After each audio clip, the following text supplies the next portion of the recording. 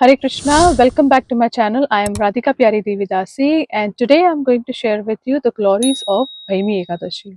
So Yudhishthir Maharaj said to Lord Shri Krishna that, Hey Janardhan, you are the Lord of the Lords of all those living entities who have taken birth either from perspiration, through eggs, through seeds, or through embryo. You have very nicely explained to me the glories of Satila Ekadashi, which appears during the dark fortnight of the month of Magha. So kindly now explain to me this Ekadashi which falls during the light fortnight of the month of Magha. On this, Lord Sri Krishna said to Yudhishthira Maharaj that, Hey Yudhishthira, this particular Ekadashi is actually one of the most important ones for those people who want to get rid of their sinful reactions which they have committed, and also to be away or get rid of or destroy the evil influences from the demonic living entities.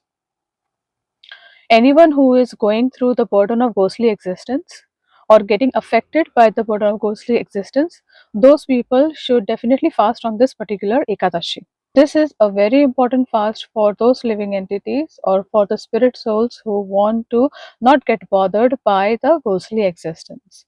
So, following this, Lord Shri Krishna explains to Yudhishthir Maharaj a very amazing history which happened long time ago. Lord Indra, the Deva or the demigod of the heavenly planets, he was ruling the heavenly kingdom, and there he was ruling it very nicely with the assistance of the other demigods, and also he was very happy and content there.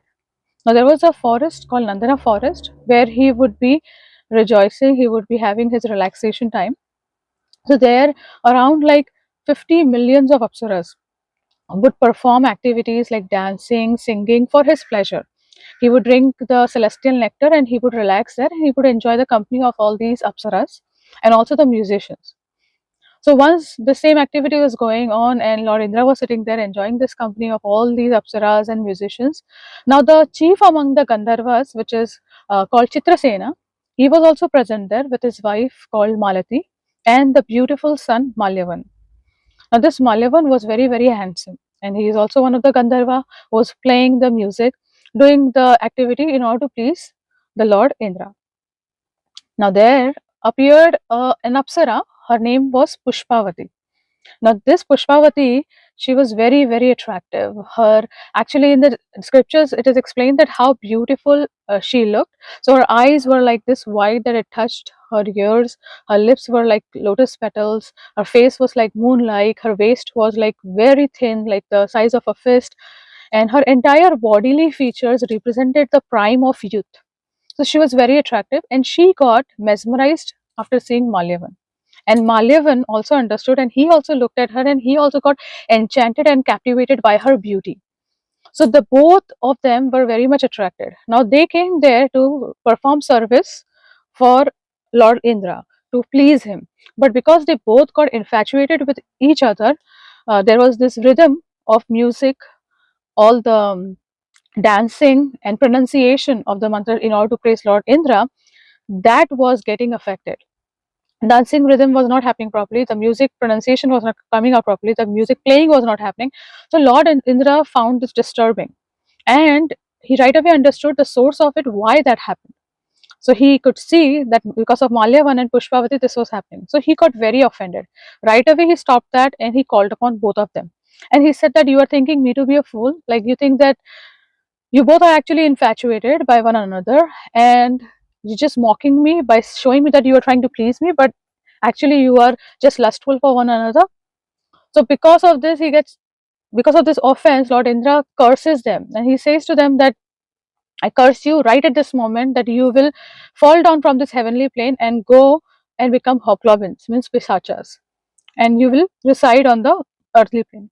So now what happens is they both right away lose their bodily luster, they turn into pishachas, and they go down to the Himalayas, on the peak of the Himalayas. Now we all know that the Himalayas is such a place that is very cold on the top of the mountain, and there is hardly any food or anything. So it's a very miserable place for someone who is materially very much associated with it. So what happened exactly was they fell down and they lost the sense of their intelligence of being heavenly beings, They lost the sense of sleep, taste, touch, everything. They both were wandering. It was very cold. Their teeth were chattering.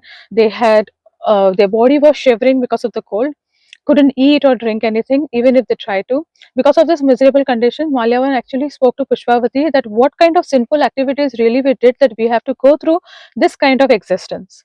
So he was very, very miserable feeling, and then he thought that certainly when one has to perform one's occupational duty, they should not be thinking about sense gratification. And this is the reason why a living entity should not be committing sinful activities.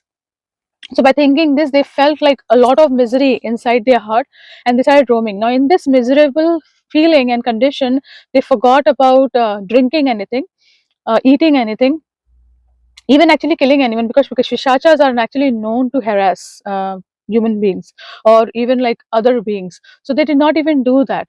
They just couldn't do anything, and then they thought, what is going to happen for us? Like when this condition will end, because it just felt like a hellish life. Because hellish life is miserable, but what they had committed was also close to feeling that hellish world. Now, what happened? That same day happened to be this Ekadashi, this particular Ekadashi of light fortnight, Gaura Paksha Ekadashi in the month of Magha, and they abstained from not drinking, eating anything. Now, already it was sunset, and then they went underneath a peepal tree, and then they sat there. Now, it started getting colder because it started getting darker, so they decided to lie down, just lie down like a dead body, like just lie down. And when they were lying down like this, it was so cold, they started chattering again. So they embraced one another to feel the warmth of the bodies, because they didn't had anything to cover themselves. So they did that, but they were not able to enjoy sleep nor sex because the kind of condition they were into.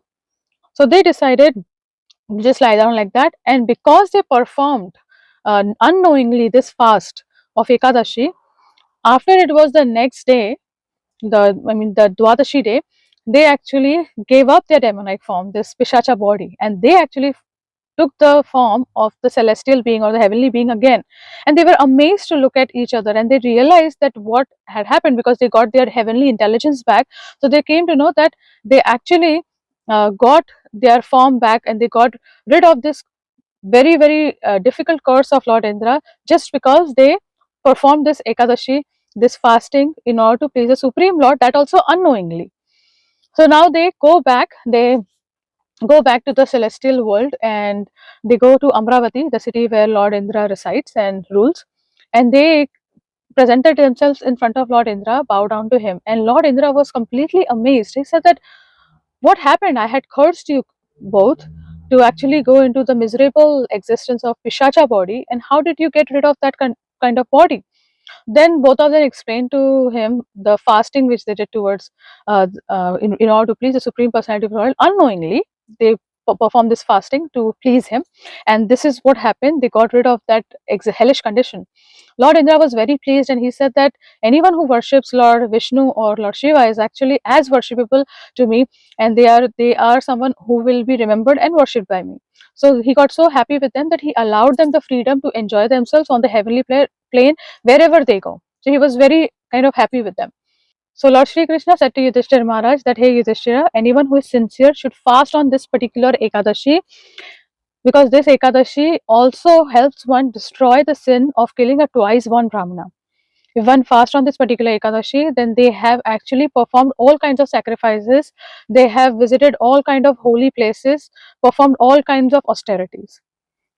Even if one doesn't fast and they hear the glories or read the glories of this Ekadashi, it equals to one performing the Agni Stoma fire sacrifice. So make sure to hear the glories of this Ekadashi, and especially someone who is affected by this ghostly beings or lower energies and everything, they should hear specifically this Ekadashi. Try to fast on this particular Ekadashi completely if you can, as per your bodily demands. Chant as much as possible, read and remember Lord Sri Hari. Thank you so much for watching. Hare Krishna.